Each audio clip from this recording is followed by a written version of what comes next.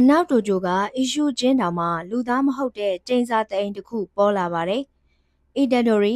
မဲဂူမီနဲ့နိုဘာရာတို့ကိုအရေးပေါ်ဆေလွတ်လိုက်ပါတယ်။သူတို့ရဲ့တာဝန်ကတော့အဲမှာပိတ်မိနေတဲ့ကျင်းသားတွေကိုကယ်ထုတ်ဖို့ပါ။ကိုဂျိုဆာတိုတို့ကခရီးသွားနေတဲ့အတွက်ចောင်းသားတွေပဲသွားရတာဖြစ်ပါတယ်။သူတို့နဲ့အတူကြီးကြပ်သူအီဂျီဂျီလည်းပါလာပါတယ်။အီဂျီဂျီကဒါဟာ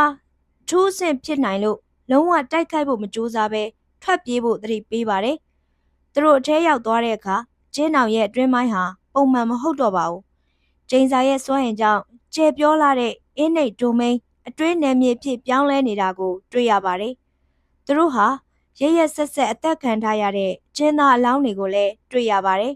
။အီတဒိုရီကအလောင်းကိုပြန်သဲခြင်းပေမဲ့မဲဂူမီကညှင်းဆန်တဲ့အတွက်နှစ်ယောက်သားစကားများကြပါတယ်။ရုတ်တရက်နိုဘာရာဟာကျမ်းမြေအောက်ကိုဆွဲချခံရပြီးပျောက်ကွယ်သွားပါတယ်။အဲဒီနောက်မှာတော့သူတို့ရှိမှအထူးဆင့်ကျိန်စာတကောင်ပေါ်လာပါတယ်။ဒီ special class ရဲ့စွမ်းအားဟာသူတို့ထင်ထားတာထက်အဆပေါင်းများစွာတာလွန်းနေပါတယ်။အီတဒိုရီကတိုက်ခိုက်ဖို့ကြိုးစားပေမဲ့သူ့ရဲ့လက်မောင်းဟာစက္ကန့်ပိုင်းအတွင်းဖြတ်တောက်ခံလိုက်ရပါတယ်။သူတို့မှဘာမှပြန်မလုပ်နိုင်တဲ့အခြေအနေဖြစ်သွားပါတယ်။အီတဒိုရီကမဲဂူမီကို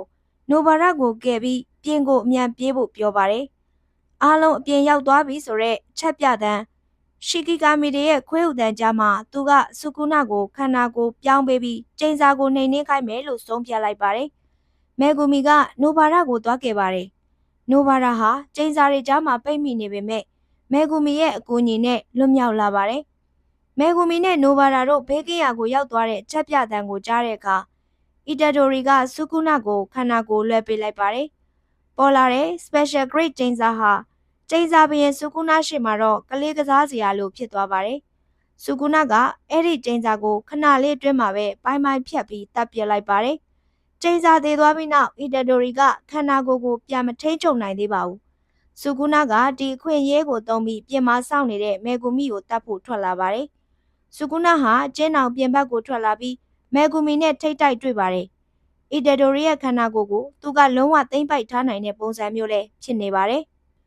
ပုံမှန်ဆိုရင်အီတဒိုရီကခန္ဓာကိုယ်ပြန်ထိန်းချုပ်နိုင်ရမှာဖြစ်ပေမဲ့ခုတော့ဆူကူနာကလုံးဝထိန်းချုပ်ထားပါတယ်။ဆူကူနာကမဲဂူမီကိုချိန်ချဖို့အတွက်အီတဒိုရီရဲ့ရင်ဘတ်ထဲကနှလုံးကိုလက်နဲ့ဆွဲထုတ်လိုက်ပါတယ်။ဒါဟာအီတဒိုရီဟာခန္ဓာကိုယ်ပြန်လဲထိန်းချုပ်ခဲ့ရင်တော့နှလုံးမရှိတော့တဲ့အတွက်တည်သွားအောင်လုပ်လိုက်တာပါ။ပြီးနောက်သူမျိုးချထားတဲ့ဆူကူနာလက်ချောင်းတစ်ချောင်းကိုပါစားပစ်လိုက်ပါတယ်။မဲဂူမီဟာအီတဒိုရီကိုကယ်တင်ဖို့အတွက်ဆူကူနာကိုတိုက်ခိုက်ရပါတော့တယ်။မဲဂူမီကသူ့ရဲ့ရှီကီကာမီတွေကိုသုံးပြီးအစွမ်းကုန်တိုက်ပေမဲ့ဆူကူနာကတော့ကစားနေတယ်လို့ပဲအလွယ်တကူရှောင်ရှားနိုင်ပါတယ်။တိုက်ပွဲတွေကြားမှာဆူကူနာကမဲဂူမီရဲ့တူးကြတဲ့အစွမ်းအောင်သတိထားမိသွားပြီးမဲဂူမီကိုတတ်မပစ်ပဲသဘောကျတယ်လို့ဖြစ်သွားပါတယ်။မဲဂူမီကသူ့ရဲ့နောက်ဆုံးလက်နက်ဖြစ်တဲ့မဟိုရာဂါကိုခေါ်ယူဖို့ပြင်ဆင်လိုက်ပါတယ်။မဲဂူမီကသူ့ရဲ့စိတ်ခံစားချက်တွေကိုဖွင့်ပြောလိုက်ပါတယ်။သူဘာကြောင့်အီတဒိုရီကိုကယ်ခဲ့တာလဲ။ဘာကြောင့်ကောင်းတဲ့သူတွေတေးတာကိုမကြည့်ရတာလဲဆိုတာကိုရှင်းပြပါတယ်။မဲဂူမီရဲ့စကားကိုကြားတဲ့အခါအီတဒိုရီရဲ့စိတ်ဝိညာဉ်ဟာခန္ဓာကိုယ်ကိုခဏတာပြန်ထိန်းချုပ်နိုင်ခဲ့ပါတယ်။အီတဒိုရီကမဲဂူမီကိုမင်းကြောင့်ငါအသက်ရှင်ရတာအဓိပ္ပာယ်ရှိသွားပြီ။ကျေးဇူးပဲလို့ပြောပြီးပြုံးရက်သားနဲ့နှလုံးမရှိတဲ့ဒဏ်ရာကြောင့်လဲကျသေဆုံးသွားပါတယ်။အီတဒိုရီသေဆုံးသွားတဲ့အတွက်ကိုဂျိုဆာတိုရုဟာအရန်ကိုဒေါသထွက်နေပါတယ်။ဒါဟာကြောင်းကြီးတွေနဲ့ထက်လူကြီးတွေကတမေတကအီတဒိုရီကိုတတ်ဖို့စီစဉ်လိုက်တာမှန်ကိုဂျိုသိနေပါတယ်။သူကထက်လူကြီးတွေအားလုံးကိုတတ်ပြစ်ရမလားလို့တောင်အီဂျီချီကိုပြောခဲ့ပါတယ်။သူတို့နှစ်ယောက်ဟာတငယ်ချင်းဖြစ်သူသေဆုံးမှုအတွက်အလွန်ဝမ်းနည်းနေကြပါတယ်။ဒါပေမဲ့ပုံမတန်မာလာဖို့အတွက်နှစ်ယောက်လုံးကအကြီးတန်းចောင်းသားတွေနဲ့လေ့ကျင့်ဖို့ဆုံးဖြတ်လိုက်ကြပါတယ်။ဇလန်းဆုံးမှာတော့အီတဒိုရီဟာတကယ်တမ်းလုံးဝသေသွားတာမဟုတ်ပဲဆူကူနာရဲ့အတွင်းစိတ်ကပါအင်းနိတ်တိုမိန်ထဲမှာရောက်နေတာပါ။ဆူကူနာကအီတဒိုရီကိုရှင်သန်ခွင့်ပေးဖို့အတွက်စီကန်းချက်တစ်ခုကမ်းလှမ်းလိုက်ပါတယ်။တစ်ဖက်မှာလည်းဂတ်တိုဆူကူရုနဲ့ကျိန်စာအုပ်စုတွေဟာကိုဂျိုဆာတိုရုကိုဘယ်လိုပဲရှားရမလဲဆိုတာတိုင်ပင်နေကြပါတယ်။ဒီနေ့တော့ဒီလောက်ပါပဲ။နောက်နေ့မှဆက်ပြီးတော့ recap လုပ်ပေးပါမယ်။ကျွန်မကတော့ယူပါ။